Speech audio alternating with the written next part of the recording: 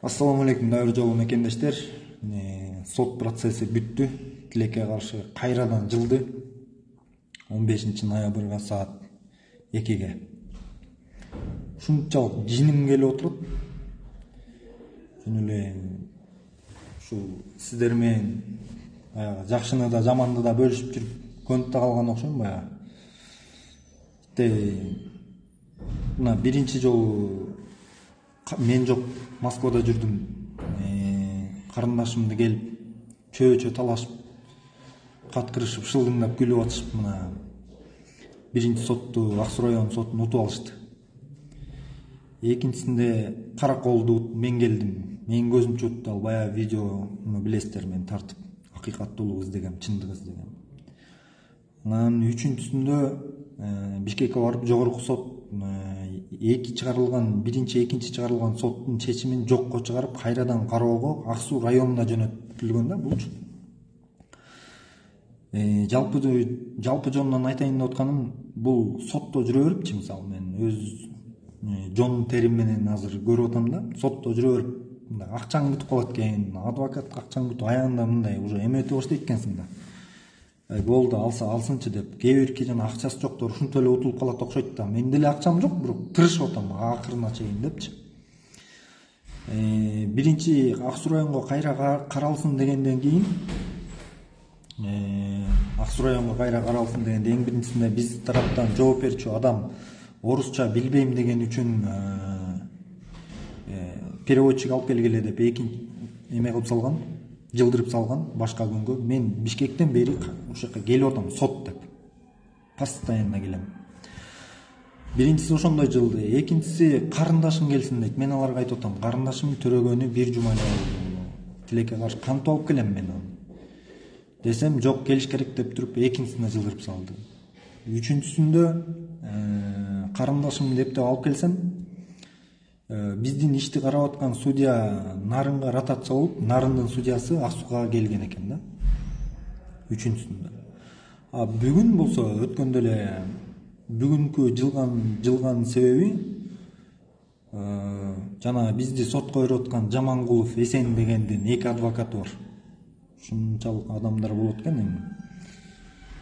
Алардын иштериби же не до такой степени да, ушунчалык куу болуштунчу. Ошол экөө мага сайрап, биринчисинде мамаңды алып кел, анан карындашымды алып кел деп аткан экөө бүгүн Жамангулов Эсенди алып келбей коюптур тилекке каршы. Ошо менен кайрадан жылды. Мен азыр мына Аллахты жаан жаап атат, ушундай тайгалакта мен Бишкектен бери жетишип калайын деп жүгүрүп келсем, мына карындашым да келди бала мененчи. Мына 1 айлык болелек бала менен келсе, кайра эле отложка. Эми бул судья айтып атат, тигини алып келгиле депчи. Эсенди алып келгиле деп 15 ноябрга жылдырып салды. Мунун баарын айтып атканымда ичиң күйүп кетет экен да негизичи. Ушул билбейм, кимге деле кайрылышты деле билбейм. Ушундай мыйзам жазылып калган турбайбы? Мыйзамдан дагы бардыгынан да адамгерчилик деген өдүрөк турат го дейм мен үчүнчү. Мына кимде ким түшүнбөй жаткан болсо, менин папам 95-жылы каза болуп калган, өзүнүн папам. Каза болгондо мамам биздин айылдан Жамангулов Эсен деген киши бар, аялынын аты Света. Эжей болгон канча жыл, мугалим. Ошол кишилерден 2000 сом процент алат. 1 жылдай төлөп жүрүп, 1 жылдай төлөй албай калат, 300 сомдон төлөчү экен ошол кездечи. 2003 жылдары болгон, по-моему, 2002. Анан төлөй албай калып, ошол өсүп кетти кылып туруп, 10.000 сомго баалап туруп, жерди алып алышат да, мындай айткандачы.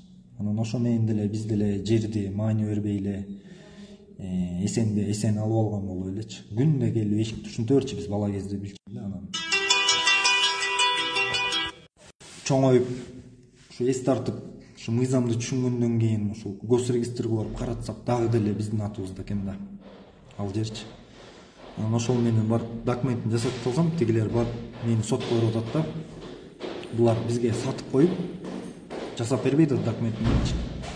Мен буларга айтып атам, эгерде булар мыйзамды алган болсо, мыйзамдалган болсо ошол арадан 23 жылбы канча 17-18 жыл өттү. Эмнеге документ жасатып алган эмес деген суроого ошол айылдагы эле миллионер жакшы турган кишини инвалид кылып үйүп атышат эки адвокат. Байкуш оорулуу кылып үйүп атышат, болбосо банк компанияны деле иштейт оорубай этпей деги. Айылыбызга жакшы эле торговый центрларды салып атат. Особняк үйлөрдү мындай айткандачы. Анан ошол ал жер мен деле башым оорутпай деле башыбыз менен садага анын бетин аргысын мен башка эле алып алам деп башты оорутпай деле кылсам болот эле, бирок мына даже мекенибизди карагыла. 1 сантиметр жер үчүн канча деген жан кыйроолор болуп атат мисалы. Ошол жерде эле менин атаман калган воспоминания, менин атаман эч нерсе калган эмес мисалычы. Ошол жердикке менин балама калсын деп ошол менен баягы чындык акыйкаттуулук издеп ушул соттошуп аткан кербезим. Сотторун эмне жылуу жумушка отуруп эле жылдырат экен, булардын мыйзам ушул турбайбы, буларды жаман көргөнү деле эмне. Бул биринчи сот болгондо Ак Суу районунун соту Мамыров Руслан деген ал явно эле сатылган болчу. Экинчи Каракол шаарынын соту деле жанагы аты жөнүндө унутуп калдым. Ал да сатылган болчу. Ал киши бай да, эмне акча берип коет. Карындаштары адвокат экен. Дагы бир тууган иниси бар, Жамангулов Талант деген подполковник ГКМ экен. Анан эмне тияктан биякта тааныш болуп эле жөн эле мындай эле утуп коймок, эгерде ушул мен коомчулукка чыгып ушундай элге сиздер менен кеңешип ушундай оюмду айтып чындыкты айтып турбаганда мени булар давно эле утуп коймок да. Азыр эми ута албай атат буларчы, кыйналып атышат. Жогорку сот ыраазы болуп калганым ушундай ушул жерден биринчи жолу эле болуп атканда берилбечү суроолордун баарын берип акыйкаттуу чечип берген, жогорку сотко ыраазы болгон. Азыркы сотту да жаман дей албайм, Ак Суу районунун нарындан келген судьяны. Анткени бул киши азыр башынан карап мындай жакшы адам өңдөнөт. Көрөбүз буюрса иншалла. Мен айткан жокмун буларга ушундай мен Садыр Кожоевичтин тарапташымын, анан мен ушундаймын, анан мындаймын деп элем. Болгону мыйзам иштеп берсин, мыйзам болгону, мыйзам эгерде карап чындыгында карап тигилердики десе, анда тигилерге чечип бере берсин, мен каршылыгым жок. Ошол болгону мыйзам деле иштетип берсин деп талап кылып атам да. Ошол урматтуу мекендештер, бүгүнкү күндөн кичине жаңылык сиздерге. 15 ноябрда да күтө элем, Кудайдан тилейм. Мына ошол сот залында ушакта жаттап бүтмөй болдум ушчат. Анан жолдон абайлаңыздар, жол тайгак.